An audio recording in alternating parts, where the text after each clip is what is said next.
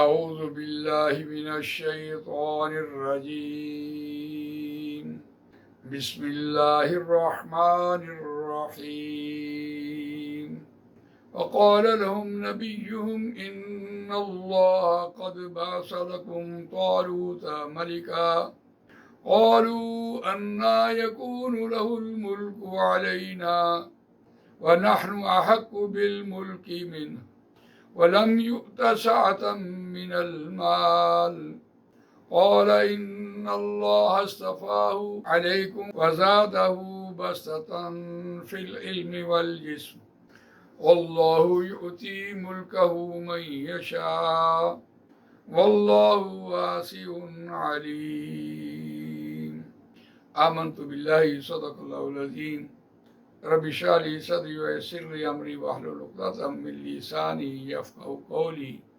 اللهم ارنا الحق حقا وارزقنا اتباعه وارنا الباطل باطلا وارزقنا اجتنابه آمین یا رب العالمین۔ دوستوں اور بزرگوں، سورہ بقرہ آیت نمبر 247 آپ کے سامنے تلاوت کی ہے، اور یہ دوسرے پارے کا 16واں رکوع زیر مطالعہ ہے۔ اس رکوع میں بنی اسرائیل کا ایک واقعہ بیان ہو رہا ہے کہ جب ان پر کوئی آفت آ پڑی یا کوئی فوج نے حملہ کر دیا یا کوئی ان پر عذاب آیا کسی فوج کے حوالے سے، تو پھر انہوں نے مطالبہ کیا اپنے وقت کے نبی سے کہ ہمارے لیے کوئی بادشاہ مقرر کر کہ ہم اس کی سرکردگی میں جنگ کریں اللہ کے دین کو غالب کرنے کے لیے۔ تو آیت کا روان ترجمہ سنتے ہیں۔ اس آیت میں خاص طور پر حضرت سموئیل نے ان کے لیے ایک بادشاہ مقرر کیا، اور وہ بادشاہ جسے مقرر کیا وہ حضرت طالوت تھے۔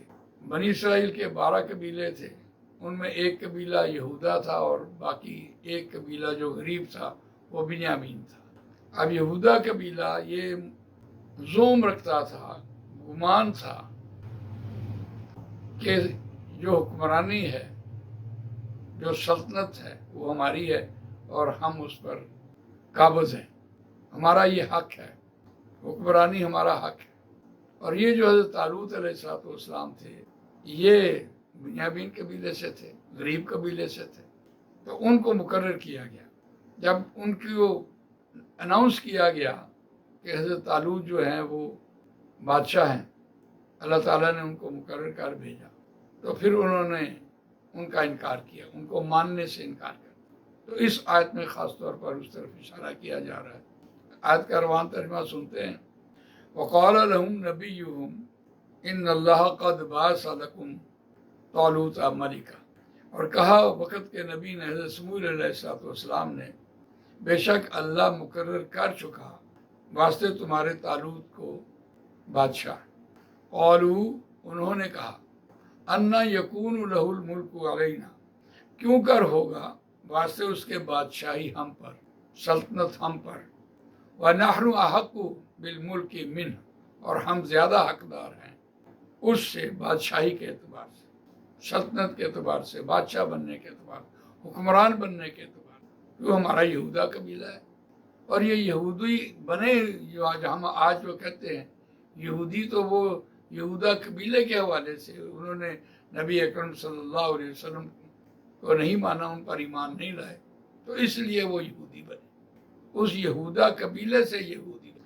وَلَمْ يُؤْتَ سَعَةً مِنَ الْمَالِ، بہانہ کیا لگایا کہ نہیں دیا گیا، وَلَمْ يُؤْتَ، نہیں دی، سَعَةً مِنَ الْمَالِ، مال میں کشادگی نہیں دی، فراوانی نہیں دی، مال نہیں ہے اس کے پاس۔ اب وقت کے نبی نے کہا، قَالَ إِنَّ اللَّهَ اصْطَفَاهُ عَلَيْكُمْ وَزَادَهُ بَسْطَةً فِي الْعِلْمِ وَالْجِسْمِ۔ اب یہاں ایک حکمرانی کا معیار مقرر ہو گیا کہ حکمران ایسا ہونا چاہیے، پیسے کی بنیاد پر نہیں، مال کی بنیاد پر نہیں۔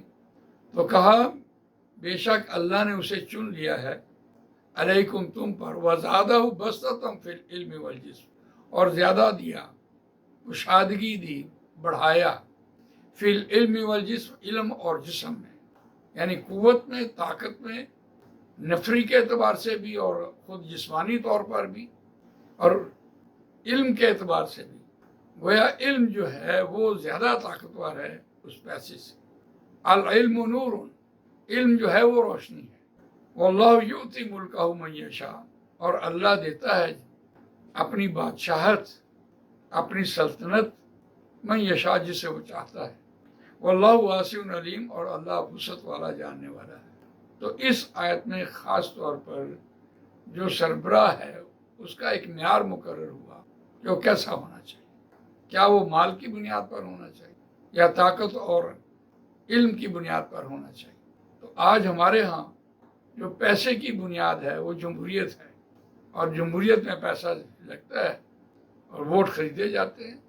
تو یہ معیار نہیں ہے، معیار ہے علم کا اور طاقت کا، قوت کا. ظاہر بات ہے علم جو ہے اس سے قوت بھی وہ بن جاتی ہے. تو یہ ایک اس آیت میں معیار بیان ہوا ہے. اللہ تعالیٰ مجھے آپ کو قرآن مجید پڑھنے، سمجھنے، اس پر عمل کرنے، اس کو دوسروں تک پہنچانے کی توفیق عطا فرمائے. سبحانک اللہم و بحمدک، نشہد ان لا الہ الا انت، نستغفرک و